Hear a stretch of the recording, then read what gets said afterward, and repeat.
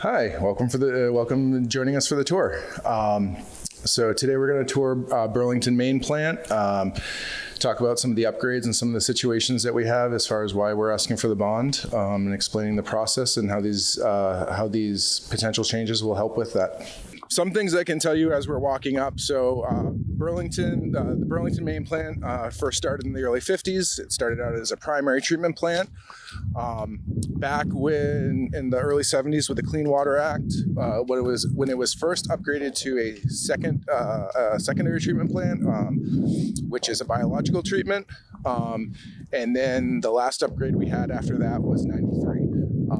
So the first two upgrades were about 20 years apart, and at this point we're over 30 years from our last upgrade. Other than that, Burlington is a little different than most of the wastewater plants in the state. Because it's so old, we have a combined sewer system that leads to some extra challenges and some extra treatment processes. That being said, and I'll explain out our wet weather treatment process, but we're really not doing much to the wet weather system at this time, as it has the majority of the system has low use of hours and just does not have the same needs as the rest of the process. So to talk about wastewater, we also want to talk about just how the system works. So to get the sewer and the stormwater here, we have to have a collection system underground to bring that down to us. Think of it like a tree root system. The closer you get to the plant, the bigger the pipes are. The further away, the smaller they are. In Burlington's case, being an old community, back in the day before wastewater plants, they had a lot of collection system, pieces of the collection system that took in both stormwater and wastewater. Or sanitary sewer. So that is where kind of the history is of why we have the secondary system that we have today. In the 90s, they put in this system so that we could actually treat this CSO, or combined sewer overflow water. It used to be that most of this water all just went out into the lake without being treated, where now we have the opportunity to treat most of it. There are still a few CSO points in the collection system because they just aren't able to be attached to the system at this time. CSO is combined sewer overflow. But that being said, the vast majority of the combined sewer that we deal with is treated. And some of it also gets treated biologically through the sanitary sewer, the dry weather portion of our plant, making it fairly effective. So that being said, the first place we're going to go is into our screenings building. So screenings is the start of our process. It's the start of primary treatment. I'll also point out when primary treatment is kind of ends, just so we can also have an idea of what it was like pre-Clean Water Act, as far as what was going out to our lakes, rivers, and streams. And otherwise, we'll go inside and show you how that process works.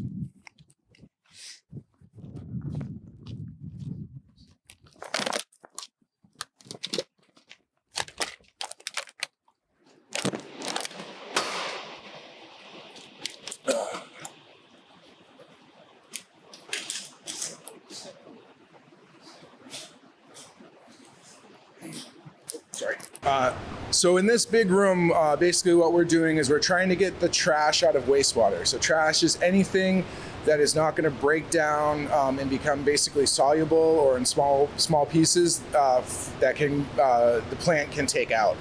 So we're talking things about like toilet paper. We're talking about rags, wipes, clothing. There's a lot of stuff that people put down the toilet or put down the drain that should not be put down the drain. So both of these machines, we have a 4-foot bar rack and we have a 10-foot bar rack. The 4-foot bar rack is a part of our dry weather process.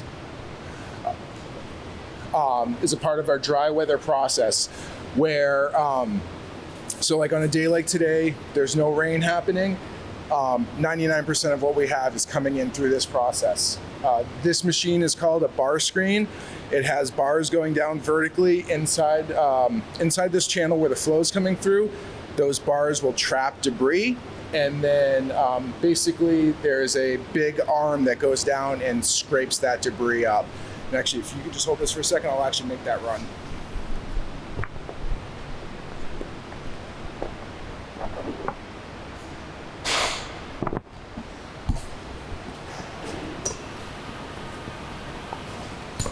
We're just trying to trap whatever debris we can.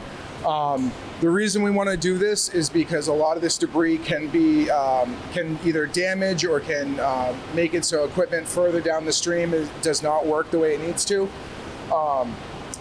Currently, we have to on a normal day we have about 2 wheelbarrows worth of nastiness that we throw out. One nice thing is this piece of equipment is going to be replaced under the last of the 2018 bond. So this is already getting replaced in the next couple of years. And one thing we're going to be able to do is get it so it's a finer screen so that we can actually remove more of the debris. As this comes up, it's basically just scraping all the debris off these bars and it will deposit it into the wheelbarrow.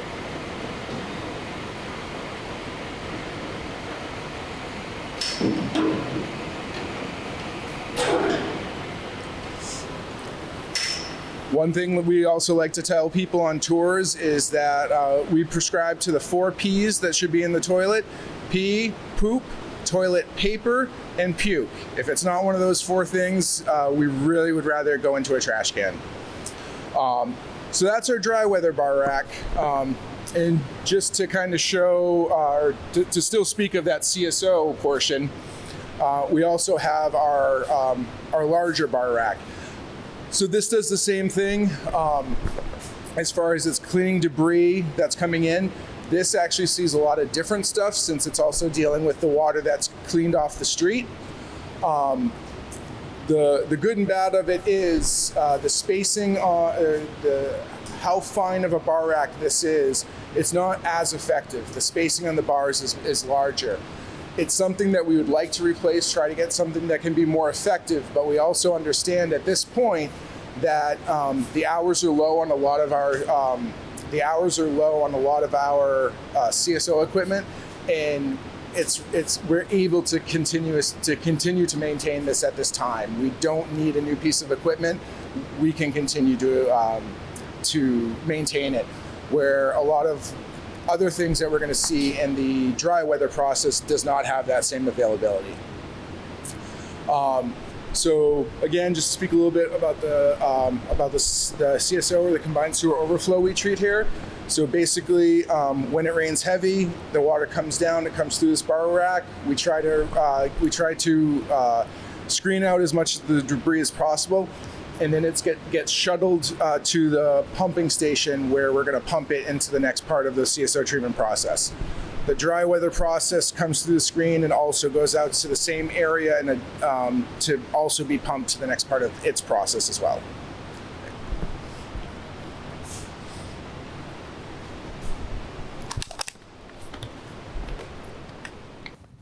So next we're going to go to our pumping deck, where all the water that comes into the plant is pumped to the next either high point or to the place where it's going to leave the system.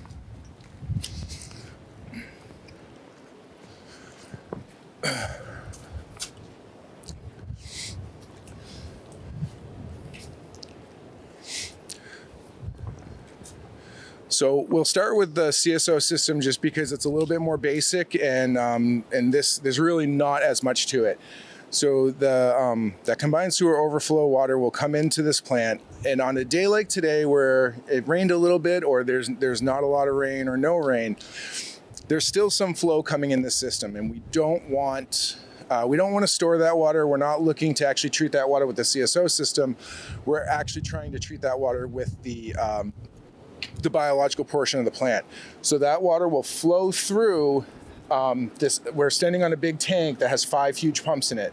This is the wet weather treatment, but we don't want it to work. So we're gonna let it go through to a couple of other pumps in the far corner that will constantly be pumping that water into our dry weather process, or the sanitary sewer process. The benefit this has is that we can say that our CSO system, or our wet weather system, is only functioning typically less than 2% of the time. So it's a very small chunk of time that system is operating. So that means 98% of the time, everything that comes into this facility, regardless if it's coming in through the wet weather system or the dry weather system, is being treated 100% biologically. One other benefit we get from this is that we have the benefit that we can also treat the water that's being washed off the road, which is not something that is typically done with standard stormwater. So with this system, the water flows out to what we call our foul sewer pumps. It pumps it up into the dry weather process. Now, let's say there was a day that was raining really hard or we had a lot of snow melt. Those two pumps might not be able to keep up with that amount of flow. That is when our CSO system will kick in, and it's an automated system. So as the water level in the tank that we're standing on rises and those pumps can't keep up with it, then the automated portion will kick in and it will start kicking these pumps on one at a time to keep moving that water. Now it's an automated system, but we still also have the opportunity that we can look at the weather. We can look at a bunch of variables that are part of it, and still try to make the best decision as far as, maybe we do want to shut these pumps off and try to get everything through the plant, or there's other times where there's just way too much water, like when we've had the flooding events. So it's kind of a sophisticated system that it takes a while to get used to and to be able to read like what's the best way to treat it. So as this system turns on, the water will pump up into this diversion structure where the pipes are going, and then it funnels into a vortex that is on the other side. The vortex is basically just this big open area where the water is going to be swirling around, creating a vortex. And the idea is that the solids and really the dirtiest stuff of what's in that water will kind of go to the center. When that system starts functioning, those two foul sewer pumps, now they're going to do a different type of operation for us. There's a gate that shuts between that well and this well. And now those two pumps are actually pulling the worst of the stuff that's being generated, that's being collected in that vortex, and pumping it to the dry weather system. So no matter what, the goal is always to take the worst of the pollutants and nastiness and put it through the entire plant process. So after that, we'll poke our head into the vortex so you can see what it's like. There's no moving parts. It's kind of basic.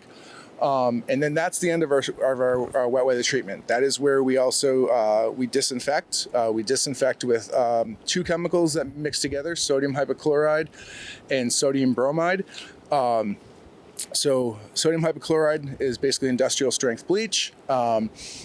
It's a great oxidizer. It kills a lot of bacteria. It's what we use in our dry weather process. But for dirty water that's coming off the street, it doesn't quite have enough. So by adding the sodium bromide to it, that gives us the opportunity to there's a chemical reaction between those. It becomes a stronger oxidizer, and it has the ability to really kill any bacteria or anything that's living in that CSO water before we return it to the lake. The other benefit is that it also dissipates very quickly, so there's not a lot of extra chemical going to the lake.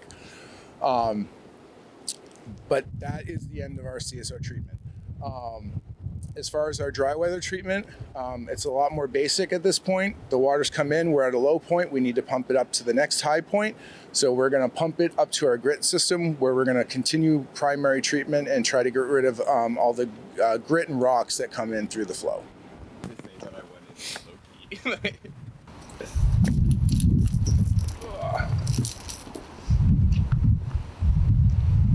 Wow. So basically, you can kind of get down in here, but basically the water just spins around, and then it overflows through these rears here and discharges out on the western side of it. It's massive. It's a massive container. And it's one of those things, I have been inside of here before it starts discharging, but I have been inside of here, and it's really cool because you do see that vortex in the center and that like kind of open channel going down. It's Yeah, and it's something that even it's not I won't say the word normal. It's not our type of plant is not very popular. It's atypical. It's atypical. Some older communities will have systems that are combined sewer, but so with our CSO system, and especially with the vortex and how this works, it is not a common system. Most wastewater plants, especially since a lot of development nationwide has happened in a time where there's more foresight to separate stormwater and wastewater. But a lot of older communities might have a system either like this or similarly where they have to do some sort of special treatment or disinfection to water that can't make it through the entire wastewater process. So that's the end of our wet weather system. We'll talk about it for 3 seconds at the end. Otherwise, we're going to continue on with our dry weather system, and we're going to head to our grit system.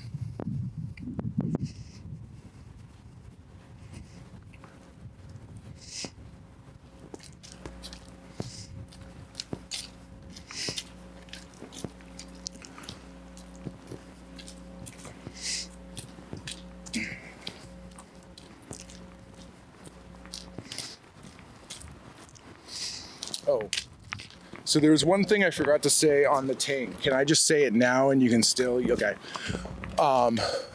So one thing to mention with our, when we were on the tank, on the pumping deck, one part of the bond that, or one part that the bond will be touching is, will be vastly improving our ability to pump the water at this lower level in two different ways. One, just giving us more ability to pump the water with better equipment. The equipment that we have now wears out very quickly because we're asking it to do work that it's a little outside of what it's designed for. And then the other part is that foul sewer component will be funneled back around to go through our new dry weather bar screen. And the reason that's important is right now we can get really big debris that still comes into our grit channel because of how the foul sewer interacts with the wet weather system. So those improvements will give us a lot of ability to not have as much downtime on other equipment further down the line.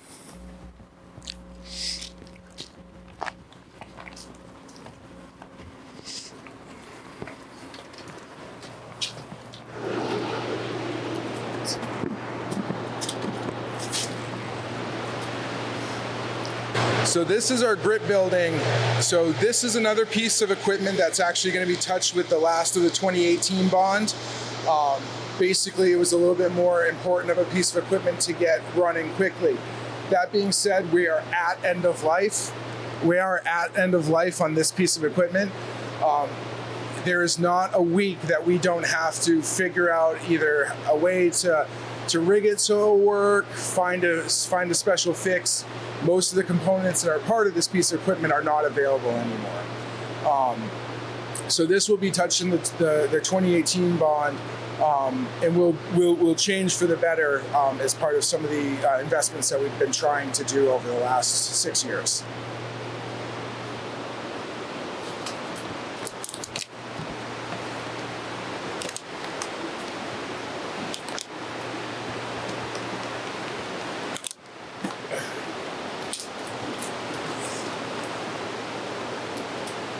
So this is the continuation of primary treatment. So basically what we're doing here was we're trying to get rid of inorganics, grit, stones, rocks, silt, anything that is not organic that has potential to harm equipment down the line.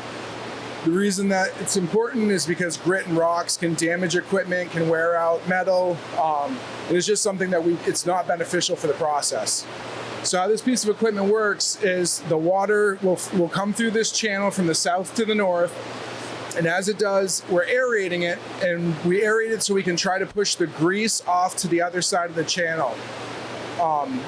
The aeration also helps keep the organics in suspension a little more, while still allowing the grit to settle to the bottom. When the grit is settled to the bottom, basically this trolley behind to the back of the building will run on this on the framework of this tank and go back and forth, pumping up that slurry of grit to fully remove it from the system. We need to fully remove it because if we were just to leave it here, there'd be so much grit that, we'd have to just bypass it. So it doesn't necessarily seem like it, but it's a very important piece of the process, and one that, again, we are constantly touching. Currently, it's actually been down for 2 weeks because the pump failed on it, and we're dealing with trying to fix that pump and not necessarily order a brand new one since the piece of equipment is going to be replaced. So from here, we remove the grit. The water continues on to the final part of primary treatment, which is primary clarification, which is where we'll be going next.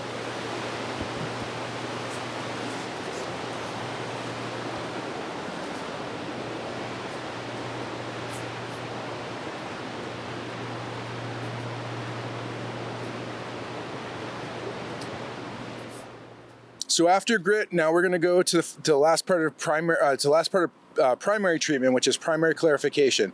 What we've seen so far has been channels, have been narrow ways that the water's moving really fast. Now we're going to do the exact opposite. Now we actually want to give the water a lot of time for the organics to settle out of the waste stream. So we're going to walk up here and go on top of the primary.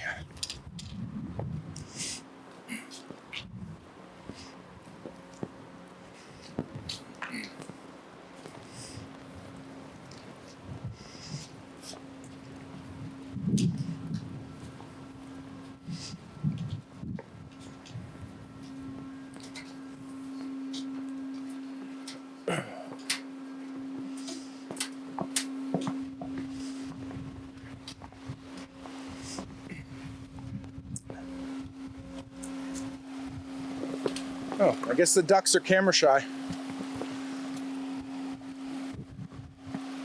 Excuse me. Are there usually ducks here? The ducks don't hang out in this one nearly as much. They'll hang out in the secondary clarifiers. Around here is more just like birds and seagulls, stuff like that. So this is our primary clarifier. This is one of our two. So far everything we've seen, the redundancy is actually just kind of bypassing things. At this point, we can really start talking about redundancy. So we have two primary clarifiers. Realistically, where we are right now, we need to run both of them at the same time. We can take one down for short periods of time to inspect it, to do repairs, but for the most part, we need both of them. And realistically, we probably could even use a third to add that redundant piece in. Now, that being said, some of the improvements that we're looking to make with this bond would make it so that we don't need to add a third primary clarifier. We can do some other things to make these a little bit more efficient and buy us more time on that. That being said, we do need to gut and replace all the components inside this clarifier. So basically what happens is the water will come up through the center of the clarifier, and then it flows to the outside which is where it discharges to the next part of the process. So as far as moving parts, there's not a lot to see with the eye, but basically there's a couple of arms that come around to kind of clean out any scum that might develop on the top of it. Below those arms, underneath, is also a framework of metal that's constantly moving around, turning the sludge over to release any gases that the bacteria is creating in that sludge. The reason that's important is because if we don't release that gas, chunks of sludge will actually pop to the surface and be really odorous, and realistically, there's absolutely no benefit for the treatment process.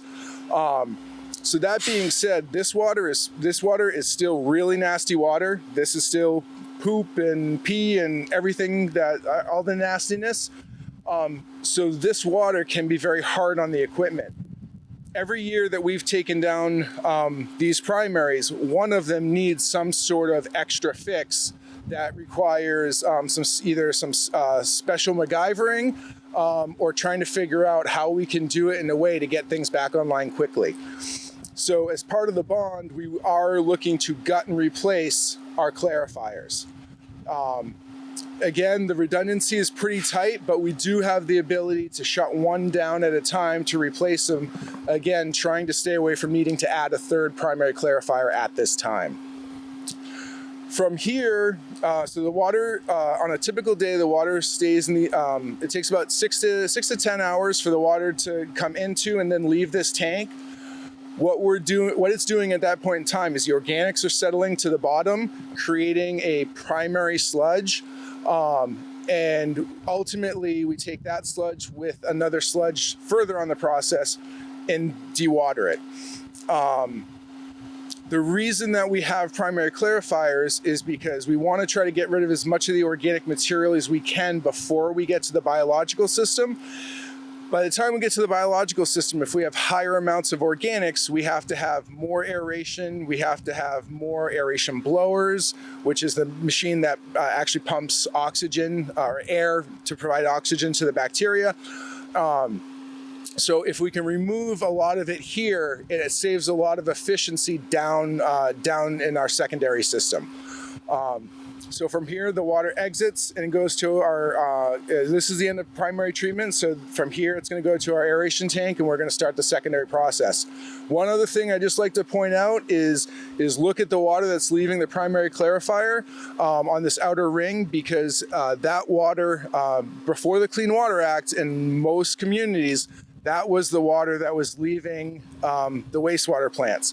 It was disinfected, typically with like a chlorine gas, but that being said, it still looks pretty nasty, and that's what was going out to our lakes and streams.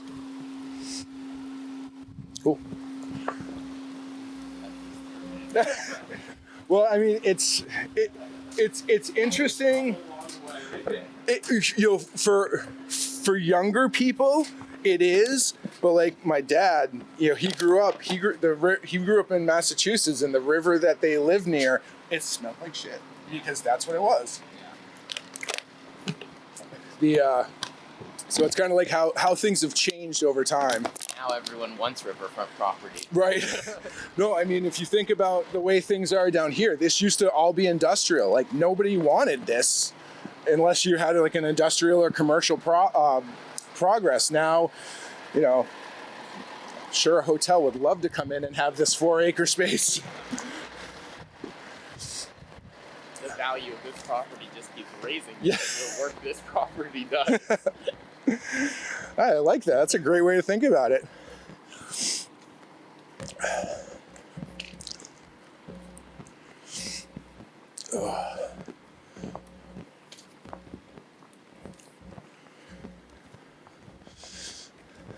Yeah, it's funny. I love working down here, but realistically, this time of year when the wind blows off the lake, it can get pretty raw. So now we're at our aeration tank, which is the start of our secondary treatment or our biological treatment cycle. The cool thing about how this works is bacteria is actually what does the work. When we call ourselves wastewater treatment plant operators, really the main part of our job is maintaining the process and providing the right environment for the bacteria to do the job for us. So. And this is also one of the first one of the bigger things that we're looking at in the bond. So right now, this aeration tank has 6 different cells in them, and we're using them all at the same time. We don't have any redundancy in this system. If we actually lost one of these cells, it would be challenging for us to treat the water to the level that we would need to, or potentially problematic. The original tankage is actually from the 70s. It was modified in the 90s, and some of the things that we actually see is we actually have some cracks in the tank that are big enough to actually put your hand in. So through the process that we were looking at, we looked at potentially rehabbing this tank. But realistically, to get a better treatment and to get more resiliency and redundancy, and for another piece in the process we'll talk about later, the best option is to decommission this tank, get rid of it, and put a brand new aeration tank in Perkins Pier parking lot. The benefit that will provide is we can actually design the tank the way it should be designed from tip to tail to provide the best treatment It'll give us more redundancy, and there's some ancillary parts to it as well that should help with the odors around here, and even a piece of that is what should help with the keeping us from needing that third primary clarifier right now. So it's a chunk of the project. It's a big space that it's going to need to take. But again, in a lot of ways, it actually saves us some money, some headaches, and some just unknowns down the line.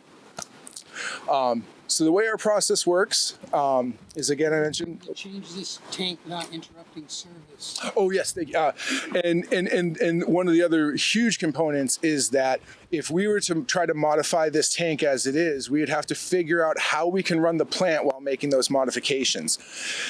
By building this new tank in Perkins Pier, we can fully build the tank and get everything set and then switch over to that tank in a way that we won't have nearly the operational challenges that we could otherwise if we rehab this one. That is one of the big parts about any large wastewater project. The wastewater doesn't stop coming in, so we can't just turn it off to make the changes that we need. We need to find ways that we can continue to do the work we need to do while building the improvements that we need. So the way that this system works is, like I mentioned, bacteria is what's actually doing the work, and the bacteria is present in the wastewater. That being said, very, very small amounts where we need a lot more. It's like if I try to take a couple people to a buffet and say we have to eat everything. There's no way it's going to happen. If I take a whole high school worth of people and I go to that same buffet, we can probably clean them out of food. So the organic material, the poop, the toilet paper, all that stuff that's broken down is a food source for the bacteria. So we have to basically manipulate. We have to not farm. Yeah, we call ourselves bug farmers, but we have to take our. We need to. As you can tell, I'm not good with words. So our job is really to make the best environment for them, so that they can do the work. So what that means is we have to do everything in our power to make sure that they're getting what they need. So they're getting what they need as a food source from the waste that comes down. That being said, again, when we talk about things that we don't want in toilets or down drains, large amounts of chemicals and oils and stuff like that can be detrimental to this process. These are living microorganisms that are just like us and have that sensitivity to toxins and to things that are just outside of what they want. But otherwise, basically, we have to take the bacteria and almost in a way manipulate it. So we get the bacteria comes, or when we get the bacteria, we have the bacteria present. Further in the process, we're going to settle it out, and then we're going to return it back to the head of this process. It's called return activated sludge. So basically, after it goes through the aeration cycle, it's going to settle out in secondary clarifiers. And once it settles in those secondary clarifiers, that's when we pump it back up here to do that process again. The reason we want to do that and we want to recycle it is because we don't want to have to find or bring in new bugs all the time. We can keep using the same ones. As these bacteria, we call them bugs because bacteria is just too big of a word to say all the time. But the bacteria, we're providing them oxygen, we're providing them food. They're going through their life cycle just like they want to do. Eat, reproduce, and die. So the more that we can nurture them and just keep them happy, it really strengthens the system by making it that we don't have to go out and actually get other bacteria. So that being said, this tank right here is that return activated sludge. So this is what's coming from the secondaries. It comes in here and we give it just enough oxygen to keep the bugs, to keep them alive and kind of keep them happy.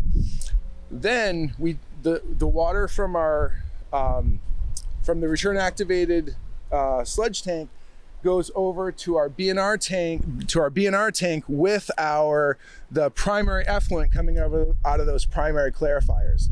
Now here you'll notice there's no aeration, and there's a good reason for it. So here we're actually trying to trick the bugs into consuming an oxygen molecule off of phosphorus to get their oxygen. This is an anoxic zone. We don't provide oxygen. The bugs are finding it themselves. And it's just a way to help further reduce getting rid of the phosphorus in the process. This system, it works, but it is not designed to new or current standards, and it's not as efficient as it could be. This is one of those things that will be addressed with a new aeration tank in Perkins Pier. From here, the rest of the aeration process is it just goes down through various tanks where it is aerated, and then it ultimately discharges to our secondary clarifiers, where the next, kind of the final part of our current treatment process happens. So we'll walk down this way and take a look.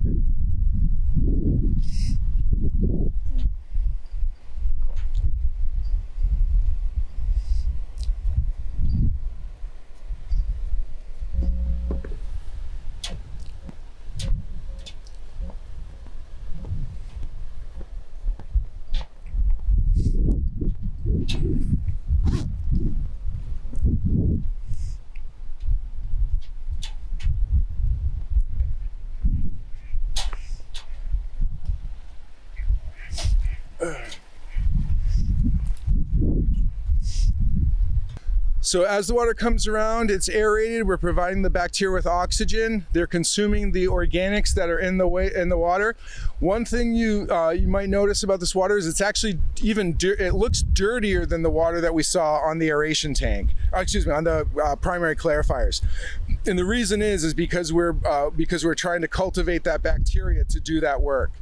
So as the water comes around, it will exit the tank. It comes down through a channel, and then it's going to split to the 4 secondary clarifiers that we have, where we're going to clarify the solids out of this water yet again. Also at this point, we add a chemical, aluminum sulfate, to also help further reduce the phosphorus that is coming out of this process. So let's go down this way.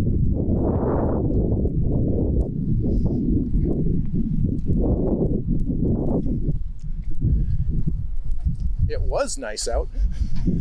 So these are our secondary clarifiers. We have 4 of them. They run parallel, so all of them are getting flow at the same time. And basically what's happening is in the center, you can see there's still that brown color. So as that water comes in, it's gonna come in, and those solids are gonna settle, allowing the clear water to come out and exit on the outside perimeter of the tank.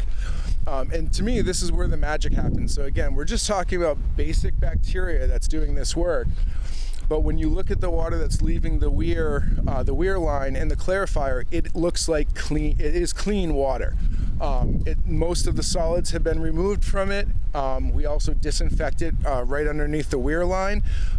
So at this point, it is treated water, and for most people, if I showed you a beaker of it, you would just think that it is either tap water or lake water. Another big piece of this bond is the idea of adding a 5th primary clarifier just north of the 4th one. And it's one of those things that we really need for the redundancy piece. Right now we have 4, and in the summertime with the torrential rains that we get and some of the challenges that we get with dealing with that combined sewer water, we need all 4 clarifiers at the same time. And if one was down, again, we might not be able to provide as much treatment as we need to keep the water clean. So that being said, by adding a 5th clarifier, it'll give us redundancy. The other benefit it'll give us is these clarifiers, like the primaries, we have to gut and replace all the moving and mechanical parts. They're designed the exact same way. There's a system underneath the water line that you can't see that's turning over that sludge. At this point, that sludge is called activated sludge. It's different than the primary sludge. And actually, let me talk about that real quick. So one of the reasons why this settles out so much better and we're left with a clean water is because the bacteria has eaten up 95% of the 98% of the pollutants. So now what we're actually doing is the sludge that's generated here is actually live and dead bacteria bodies. So it settles, and this is where we pump it from and return it to the front of the aeration tank so that that bacteria can go back to work and do that same process all over again. So while we need to replace all these internal mechanisms, clarifiers are really our custom pieces of equipment. We're going to keep the concrete, but it's going to take a while to, one, get the parts, all the pieces we need for the inside of the clarifier, and to then do that change out. By adding that 5th clarifier, it also helps us so that we don't have to worry about if we can survive on 3 clarifiers. If we build that one 4th, it gives us that redundancy we need so that we can maintain the other 4. So that is another big change, would be that 5th clarifier being added just north of the 4th one. So that's pretty much our current treatment system. Like I said, we add sodium hypochlorite right before it leaves here to disinfect it, and from here it's going to go to a chlorine contact tank, which just gives it some time, the water and the chemical time to interact to kill more of the bacteria, and then it's going to ultimately go out our outfall. Now, that being said, another big part of this project is going to be the adding in of tertiary treatment. Now, tertiary treatment is basically a filtration treatment. So a couple years ago, we went through a pilot study and we found what the best equipment that will work for us, which is a cloth media filter. Basically, it looks like shag carpeting, but the pore size is 5 microns, so it really keeps out all the solids. And that's the benefit to this, as far as by adding it. That will help with phosphorus, but it will also help just maintain a cleaner effluent. Effluent is what we call the wastewater after it's been treated, when it goes back out to the body of water that it goes to. So with that, the other piece about building the new aeration tank in Perkins Pier is that we need some of the space of the current aeration tank to build that filtration building and a new pump station to move the water up to a high location again, or a higher location. As you can see, we're basically down at the lowest level we have again, but we have to add a treatment system after it. So we can't do it hydraulically just through gravity, so we're going to have to build a pump station that pumps it up into those to those filters, so we can filter the water out and get a cleaner effluent. So that is another large chunk of the bond that we are asking for. Another piece of the bond, the other large piece of the bond that we're asking for, is also to take our smallest, hardest, or roughest running wastewater plant in Burlington on Riverside Avenue, our east plant, and turning it into a pump station and bringing that water down here. Some of the benefits that we'll get from that is that the economy of scale, after we do that, it'll be one less wastewater plant that we have to upgrade, which will make it less expensive further down the line for the generations that follow. The other benefit is it consolidates more of what we're dealing with. With wastewater, the larger the plant, the better it can handle things. When you have a small plant, if somebody discharges something that can be hazardous to it, it's very easy for it to kill the bacteria because it's a lot smaller. There's just not as much bacteria to take the brunt of it. By directing the east plant here and having all that part come down to this plant, it'll add a little bit more flow here, but it will also take away some of those risks that we see at the east wastewater plant. That's really it. The one other thing I can show you guys is I can just talk about we're not touching it, but just the outfall to kind of do the last piece of the water leaving this plant. And then we can get back inside and warm up. Let me just get a shot of Lake Champlain. Sure. My hands are fully frozen. No, in the beginning, it's like, oh yeah, it's not bad. Yeah. Now it's like, oh no. Once we got up there, I was like, oh, yep. You're like, right, once the wind hits off Lake Champlain, it's different. Oh, and let me tell you what, it doesn't happen a lot now, but if this freezes over in the wintertime, it's even that much colder. I'm sure. It's just the ice just shears the wind right this way. So this is our chlorine contact tank. back in the 70s especially, this is actually where they'd add the sodium hypochlorite, the bleach to kill anything that's still living in the wastewater.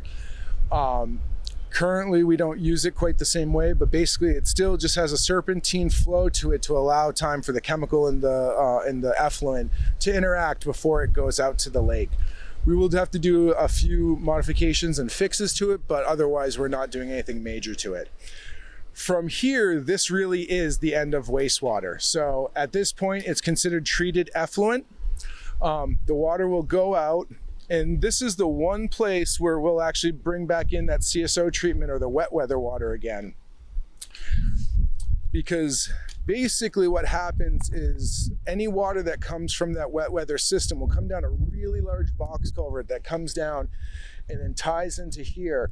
And from here, both that CSO water and the dry weather effluent mix in this channel, and it goes out a 2,400 foot pipe that goes just south of the break wall and then angles out where the water is diffused into Lake Champlain over a section of 800 to 1,000 feet. One benefit that provides for us is it's a large mixing area. It's not like all this water is just dumped in one location, and so that we have a massive amount of just effluent. It really mixes in thoroughly to just help kind of to help provide more mixing, but just that it has less effect on the body of water that it discharges to. That's it. So did you say your name at the very beginning? I probably didn't. What your position is? My name is Matt Dow. I'm the Director of Wastewater here in Burlington. I've worked for Burlington for 18 and a half years and have worked up from being an operator.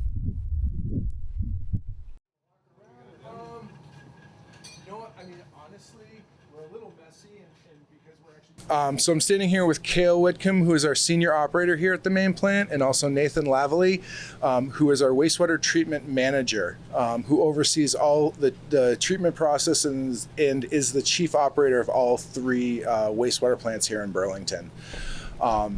This is the lab that we do all of our work in. We do most of the lab work that of what we can in-house. There's a few things that we don't have the ability to do that get shipped out, but we do most of our testing so we can keep track of what's going on in our system. And at this point, I'll hand it over to you. Yeah. So I'm an operator here at Main Plant. All the operators here take pride in what we do. We want to be able to provide a public service to the residents of Burlington, and we all really care about the body of water that we discharge into, Lake Champlain. So a lot of this is more than just a job for us. We take pride in what we do, and at times we're dealing with a treatment plant that's pretty old and outdated, so we get put in some pretty challenging situations as far as equipment malfunctions, things breaking down. We do a lot of on-call, so we'll have to be here in the middle of the night sometimes if we have a rainstorm or a snowmelt event, and you're here on your own, and you can be put in some pretty tough situations just with the facility and how outdated it is, but we try to do our best to maintain permit compliance and be able to keep the lake clean for the people of Burlington. So what are you testing here?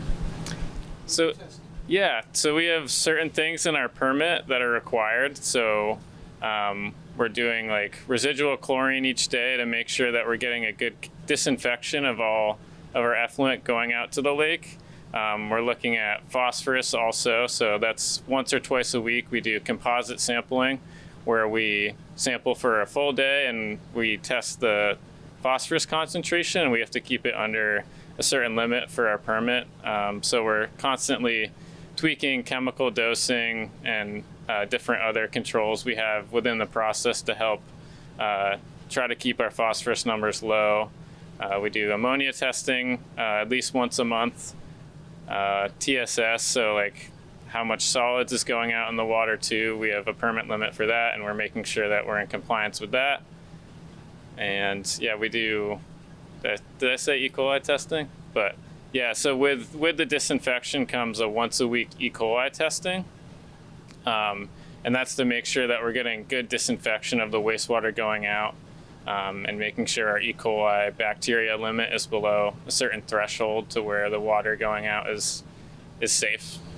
So where do you actually test the water? You go down to the lakefront to test the water, or you? So usually we do a few different things. We test water within the process, so we're going out to different points in the process and grabbing numbers to see how each area of the treatment plant is functioning, and to make sure we're getting certain removal of certain things at different places. But the bulk of our permit testing comes from our outfall, which is our contact tank over there, which is where the chlorine kind of has some residence time to disinfect and kill the bacteria. And then from there, it gets discharged eventually to the lake. So that's where a lot of our testing is taking place. Okay, so the general public has heard about COVID testing Mm-hmm. down here at the water. What's that about? Yeah, so at the beginning of COVID, it was found that wastewater treatment plants were a good place to sample because it shows up at wastewater treatment plants even before like the person has symptoms. If they have it in their stomach, like it shows up in their stomach, and then from there it gets discharged into wastewater and it comes down to us. So we started sampling the influent coming into our wastewater treatment plant. And at the beginning, we were sampling like 2 days a week at a few different locations to kind of gauge within the city what were the concentrations of COVID coming in at, from Maple Street, Battery Street, and Pine Street, which are the three main trunk lines into this wastewater treatment plant. And then from there, we kind of could make educated decisions about like how much of an impact COVID was having in each different area. Now we're currently doing one sample a week where we're collecting it from our influent, and then we're processing and sending the shipment out to a contractor that's actually analyzing the sample, and then we get the results back. Okay, so you have a whole bunch of bottles lined up here. Mhm. So what are all these bottles that you have lined up on your countertop? Do you want to talk about it, Nick? A little bit. Yeah. So right now we're having we're doing a little bit of troubleshooting on the plant and the process. We seem to be a little heavy on the phosphorus than we want to be. So right now we have samplers that we actually have that collect a sample every hour at a couple different places in the process. So we're seeing what the phosphorus is coming in right now every hour, yesterday to today. And then we also, these bottles here are what the phosphorus that was going out every hour, just trying to pinpoint if there's a time frame where we're seeing elevated spikes. So you actually do all the test tube type of work? Is that right? Today I do. All hands on deck. When we're a team, so we try to have all hands on deck. They've been stretched elsewhere. This week I've been mostly working at East Plant, but I had the most available time, so I'm down here doing it today. We have 4 or 5 operators we kind of rotate through different functions at the wastewater treatment plant. So one week, I'll be doing preventative maintenance. The next week I'll be running our solids dewatering building, and then doing some lab here and there too. And we kind of have a rotation so that people are able to learn how to do different things, and also just more redundancy for the plant too. If somebody's out sick or on vacation, other people can fill in. So why are you doing? Is this required by the federal government or the state government or the city of Burlington? So why do you do this testing? This specific testing that we're doing today is more process control to try to reduce try to figure out what's going on within our plant so that we have the ability to lower our phosphorus numbers. That's why we're doing this testing today, or that's the main goal of it, is to do more detective work. Overall, we do have permit requirements too that we do a lot of testing for as well. So that's, grab and composite testing. And that's federal. That's a federal regulation. Yeah. All right. I am here with Megan Moir. I'm the Division Director for Burlington Water Resources. I oversee wastewater, drinking water, and stormwater for the city. Amazing. Can you describe a little bit about the location that we're in right now? Yeah, so we are in the city's largest wastewater treatment plant, main plant, which is on the Burlington waterfront. We're very lucky to have some of the best offices in the city. And this plant was built originally in the 1950s and then upgraded again in the 1970s, the 1990s. And you and I are here today to talk about its next generational upgrade, which we're hoping to advance on the Town Meeting Day ballot in 2025. And main plant is one of how many plants in the city? Yep, it's one of 3 plants. So there's a smaller plant. Our next smallest plant is at the end of North Ave called North Plant. It has a capacity of about 2 million gallons a day, whereas main plant, its dry weather capacity is 5.3 million gallons a day. So it's definitely the biggest. And then the other small plant is on Riverside. So we either call it Riverside Plant or East Plant. It's right in the zone where Coffee Cup used to be and Bluebird Barbecue. And then you smell other things, which is our wastewater plant. Amazing. Maybe not so good things as the barbecue place. And so this place was built in the 50s and we're now in the 2020s. And it had the last upgrade it saw was in the 90s. So it's been 30 years without an upgrade. What needs to be upgraded at this point? I wouldn't say everything, but it is in need of a substantial upgrade. The typical useful life of the equipment that's in a wastewater treatment plant is, on the order of 20 to 25 years. So we already are past that horizon. And with the additional design and whatnot that we still need to do, even when hopefully the voters, choose to support us, we're still 4 years away from completing the project. So from the first basis is just keeping the plant running. So sort of our resiliency improvements, which is fixing stuff that's on the verge of breaking, fixing stuff that we know could break if we don't fix it. So replacing and upgrading and modernizing all the existing equipment. The other pieces that we're doing as part of this upgrade is adding additional phosphorus removal. The plant already has excellent phosphorus removal, removing on the order of 93% of the phosphorus that comes through. So, it's kicking butt already, but the state and frankly, the lake need us to kick even more butt. And so I think it was 2 years ago, we did a whole pilot study. We looked at 3 different technologies that would enable us to get down to the limits of technology for phosphorus removal. And so we've selected one. And when we implement that, it will mean that Burlington has met the match, done its part on what we need to do for our precious lake. The last piece of what we're going to be doing at main plant is increasing the capacity.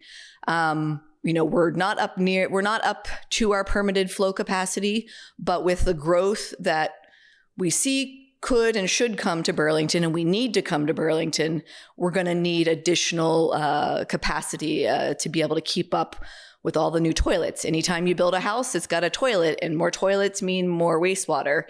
So this goes part and parcel with any sort of housing growth proposals that the state is pushing, and certainly Burlington. So are you saying that if we get these upgrades to the water treatment facility and the more phosphorus removal, would that mean more swimming days in Lake Champlain during the summer? Great question. Let me start with, I call them preventable and unpreventable beach closures. So in 2018, we had what I would call a number of preventable beach closures, being that we had equipment fail. Had we replaced the equipment, had we had the money to replace the equipment, we wouldn't have seen the, 13 million gallons of untreated sewage go in, which caused beach closures.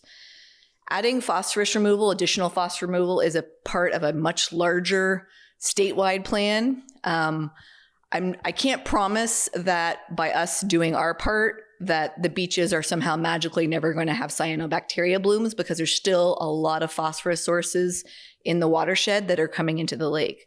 But I will be able to say that Burlington is not holding up the lake, getting cleaner, and it's certainly not going to hurt. So I would hope to see less beach closures as the result of the removal of the phosphorus.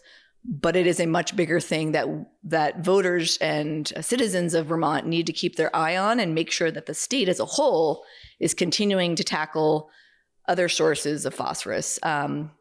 The big unknown is climate change, right? There's still a ton of phosphorus that's in our river systems.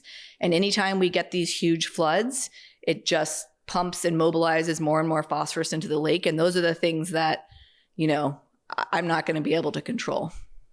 And so what did the city do before the main plant? Like what was happening? All of the toilet water and shower water and sink water from the entire city was discharging directly to the water bodies, whether it was the Winooski River or to the Inglesby Brook or to Lake Champlain. Even up through the 1990s, before the last upgrade where we enhanced the capacity of main plant to handle storm events, and we actually built a wet weather treatment system that you're going to see later on the tour. I think on the order of 170 million gallons of combined sewer overflow, we're still even reaching the lake at that point. And now that doesn't happen. We do still have some combined sewer overflow points in the city, but we're talking very, very small volumes, still too much, but very, very small volumes compared to that. So the water quality journey has been one of incremental continuous improvement, right? And building the plant in the 1950s was the first step, putting in additional treatment in the 1970s, again in the 1990s, and then now we're here where we're adding additional phosphorus removal. We're still trying to tackle some of our combined sewer overflows. For better or worse, my work never appears to be done. And I almost forgot my next question. Do you think that, or is a wet weather system a unique system? And how is it different than, I guess, a dry weather system? Yeah, so when you go on the tour, you'll see that the dry weather system is very complex. There's a number and series of steps that mean that the water that you get at the end is extremely, extremely clear. The wet weather system is kind of managing the highest risk of a combined sewer overflow, which is the bacteria. Stormwater itself is dirty, and in the 1990s, we did a lot of stormwater separation where we actually put things in separate pipes, and that was great because you weren't then increasing bacteria levels. But that stormwater, we're now actually having to go back and try to figure out how to retrofit or put in stormwater treatment for those. But what the wet weather system does, and you'll see more of, is it does the best that it can to get the dirtiest water concentrated, and that still goes through the plant. And then the cleaner water is hit with a really strong disinfectant to kill that bacteria, which is the concern. And then it has a long time where the bleach essentially can act on the bacteria and the pathogens before it gets to the lake. So it's really hyper focused on dealing with that acute bacteria issue.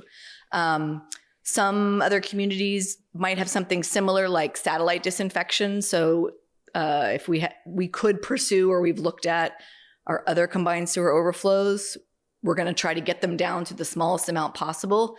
And then it's possible we might look at doing satellite disinfection there.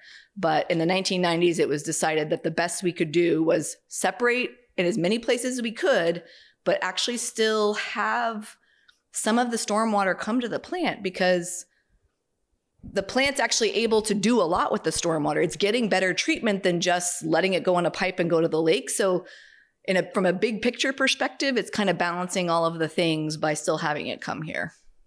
Okay. So in the spring, you're asking for a bond for almost $170 million over. So we can talk about that because, true to our word, when we came to the council, I believe originally in November, the number that we presented for wastewater, not the plant. So the plant number, I think, was 178 million. There are some other things we have to take care of, such as our smaller pump stations, our pipes, so on and so forth. But we have been working to try to really scrutinize our plan and say, okay, we hear you, councilors, we hear you, community. Is there anything we can postpone a little bit longer?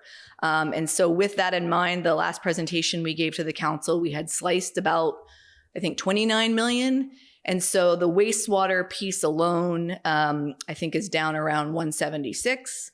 The stormwater piece, which also it has pipes in it, outfalls, and that would be mashed together for the clean water bond, or what we're calling the lake bond, is still in the 14 range. So I think, what does that put us up at? I can't do the math right now, but so the number is smaller.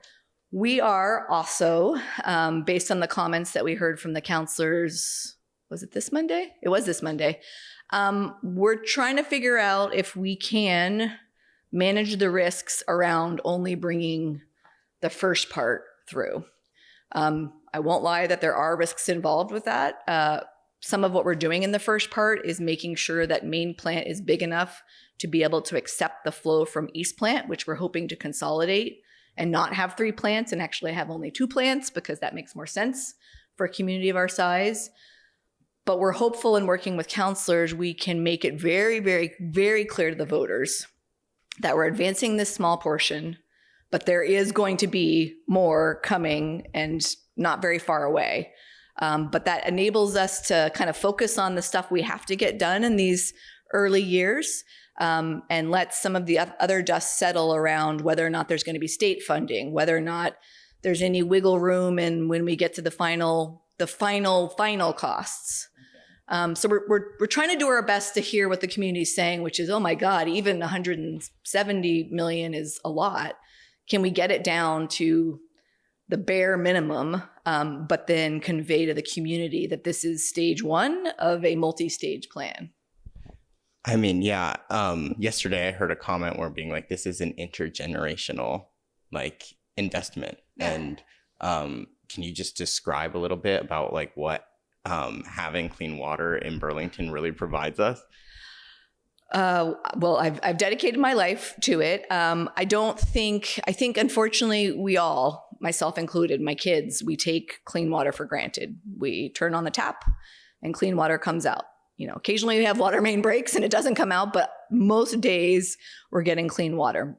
We're able to flush our toilets and have that water go away. And you guys are going to see on the tour that dirty brown poop water turns into clean water. A lot of wastewater treatment facilities have renamed themselves water recovery facilities, because that is what they're doing.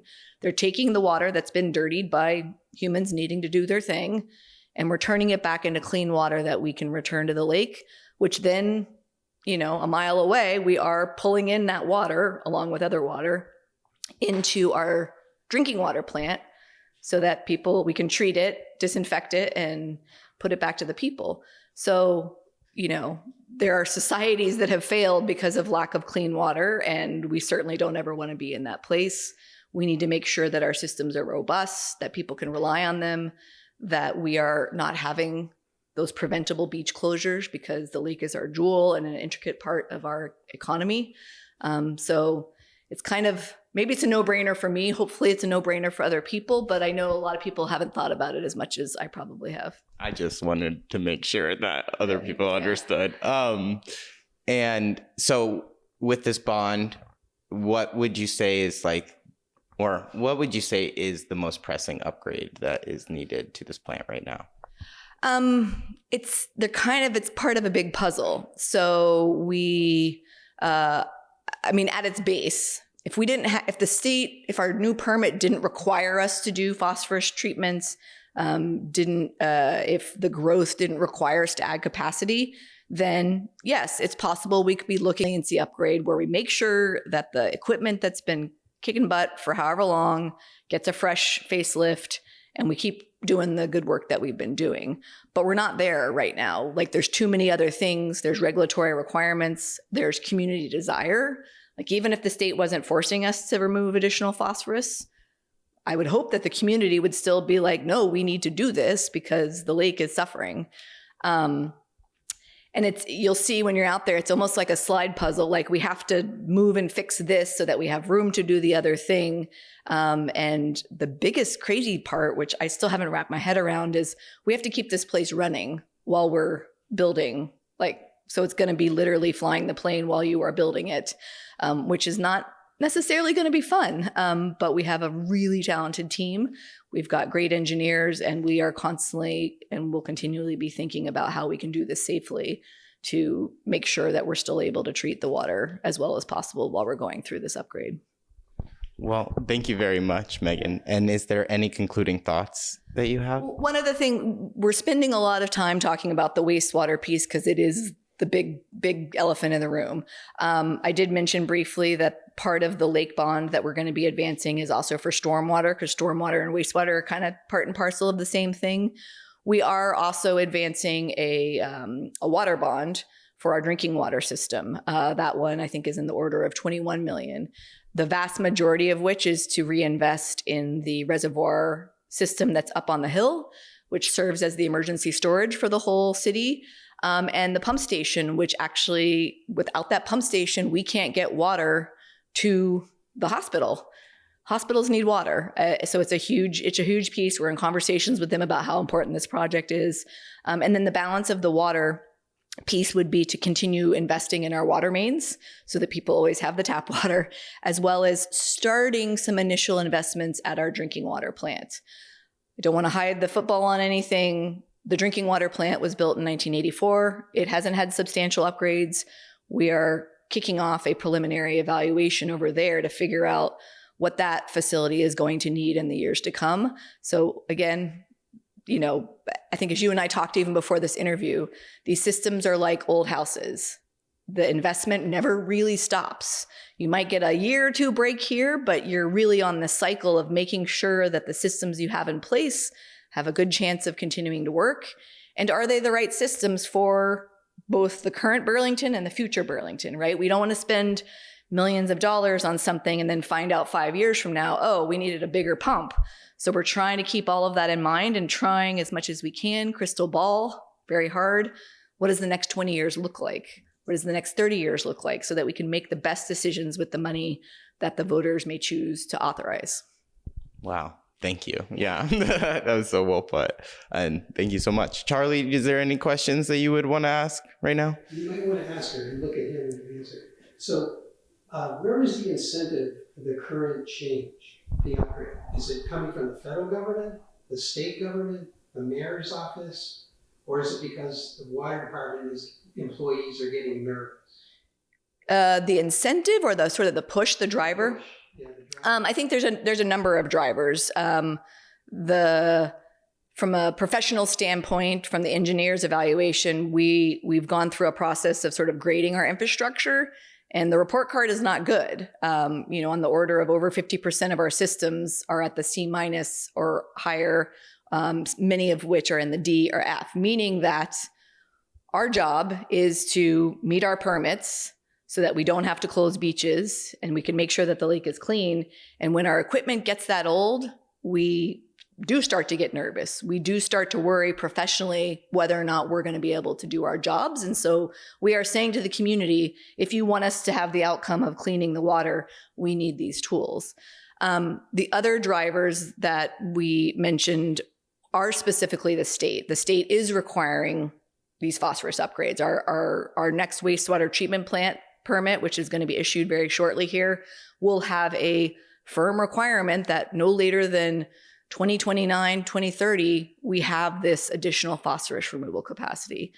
The growth piece, I guess nobody's really forcing us on that, but I think everybody in Vermont knows, and Burlington knows, that it is a piece of the solution of how we're going to continue to pay for all of the things that Vermont is doing, in addition to figuring out whether or not Vermont can really do all of the things that it's doing.